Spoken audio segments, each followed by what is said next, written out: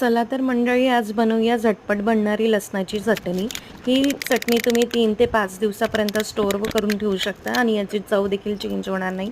यासाठी मी 3 मीडियम आकाराचे कांदे घेतले आहे। कांदे घेतल्यानंतर मी 3 ते 4 हिरव्या मिरच्या, कोथिंबीर आणि एक लसणाचा सोललेला गाठा, 3 मीडियम साईजचे टमाटर घेतले आहे। याचे काम तुम्ही मोठेही ठेवू शकता, कारण ॲट द एंड आपल्याला याला मिक्सरमधूनच बारीक करायचं आहे। हे सगळं मी कापलेलं मिश्रण मिक्सरच्या भांड्यात ओतून घेते आहे। यानंतर याला आपण 2 ते 3 मिनिटं फिरवून घेऊया। व्हिडिओ आवडल्यास तुम्ही चॅनलला सबस्क्राईब आणि व्हिडिओला लाईक शेअर नक्की करा।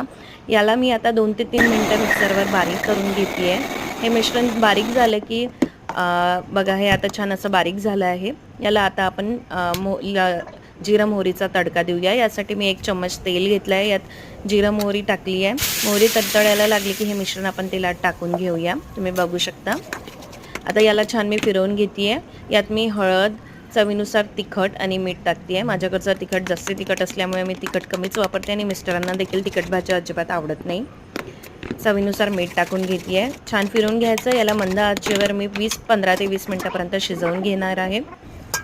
तुम्ही बघू शकता चटणीला छान तेल सुटलं आहे। आता याला मी छान फिरवून घेते आणि पुन्हा मी याला 5 ते 10 मिनिटापर्यंत शिजवून घेते आहे। आता छान चटणी अशी माझी शिजली आहे। याच्यावर मी आता हिरवा कापलेला बारीक कोथिंबीर टाकत आहे। तुम्ही बघू शकता, ही चटणी आपण थालीपीठासोबत, खिचडीसोबत, भातासोबत खाऊ शकता।